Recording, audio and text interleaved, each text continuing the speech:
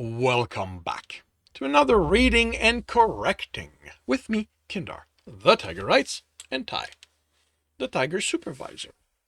These are where I read a chapter from one of my stories and correct it as I go. If you want to listen to these live, it's every Tuesday morning, 8 a.m. Eastern Time on Twitch. And if you are looking to support me, that is on my Patreon. Today, we are doing chapter 19 of Demons. I don't know what to do. I don't know where to go. Am I still a hunter?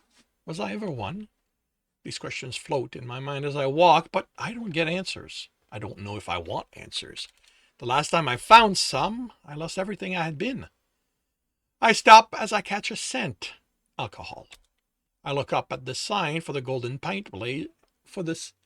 I look up and the sign for the golden pint blazes. A group of men and women leave it, and I catch fragment of conversations. I turn to walk away. I don't drink alcohol, so there's no point in entering, but I stop. Where do I have to be? Maybe sitting down. I will be able to think of something to do. The room is like it was the last time, but there are more people. The conversations are lively. A group of men at the bar are arguing about a woman, from what I hear. From what I make out. Actually, did I? Yeah, from what I make out. I sit down in a booth, and I'm startled to realize it's the one I was in when I met Juliet. Our server approaches, but I wave him off. I look around the room. Two women are snuggled together in another booth. I can't hear what they say, but there's longing in their eyes as they talk.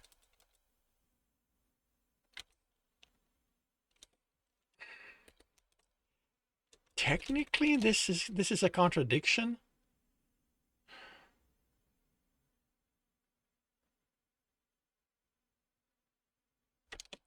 And I'm actually going to change that.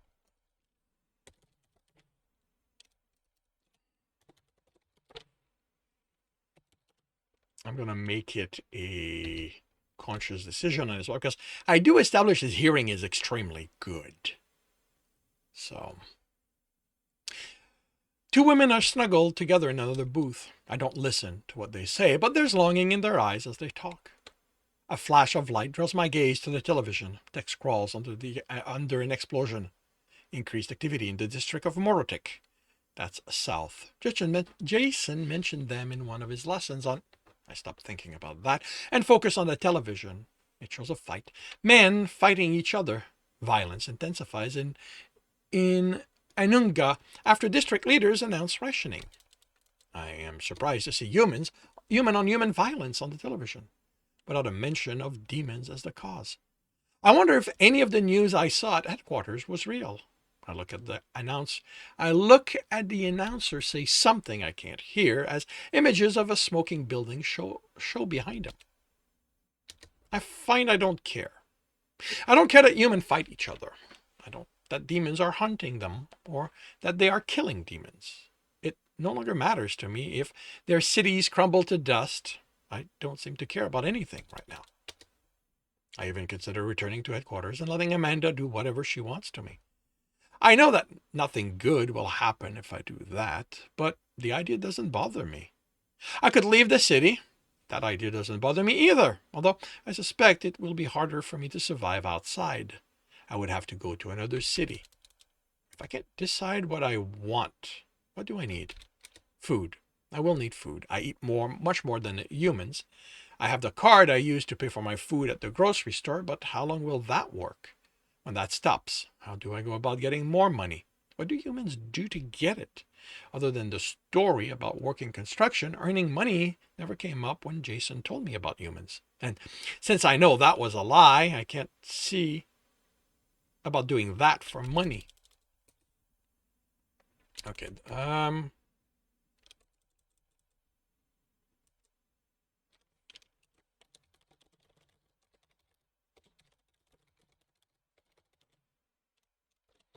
since I know being A construction worker was a lie. I can't see about doing that for money.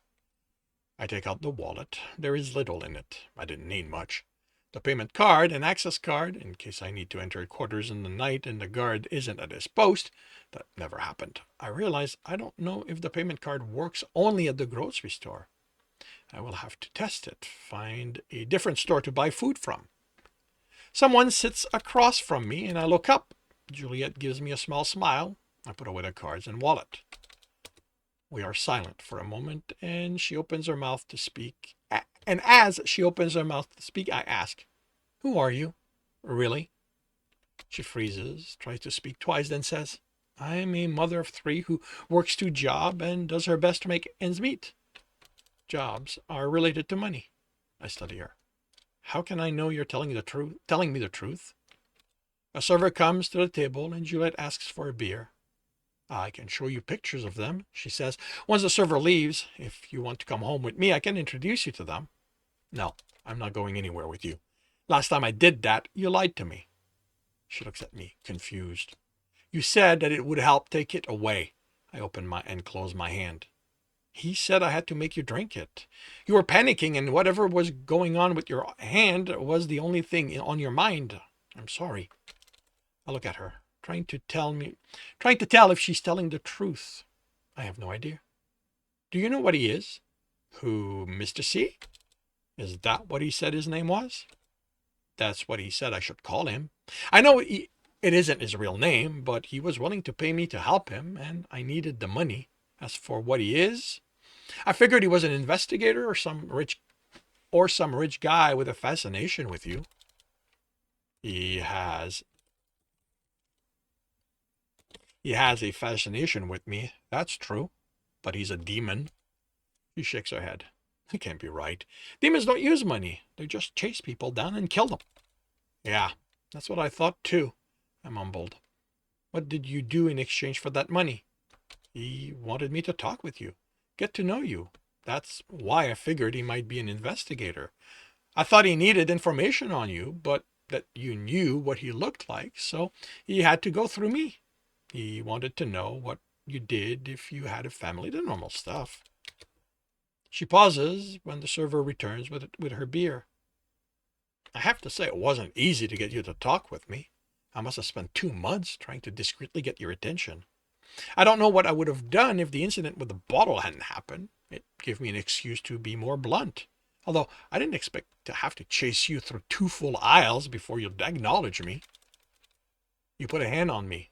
How did you expect me to react? How long has Claus been in this city? You mentioned getting my scent off one of the demons who fought me and escaped.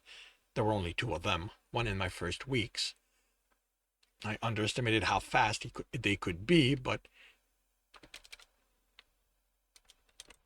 it seemed very young. I didn't think it was smart enough to leave.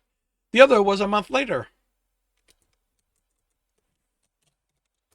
It escaped when it tricked me into a building and brought it down on top of me. The worst of the damage was to my legs, broken bones in multiple places. It took 2 full days until I was able to walk again." Why do you...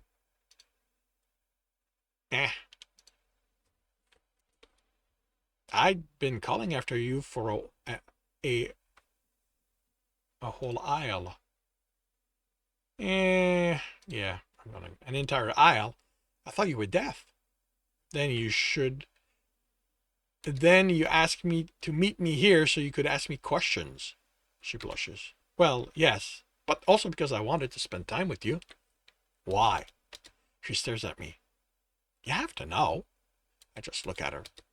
"You're a good-looking guy, and you didn't let the bottle fall." I figured that maybe if I asked a question in a way that made it seem like I was trying to get to know you, we might become friends in the process. Who knows? Maybe more. I frown at that, trying to work out what she means to stop me from snapping at her. It had been all lies. Then I get it. "You mean having sex with me?"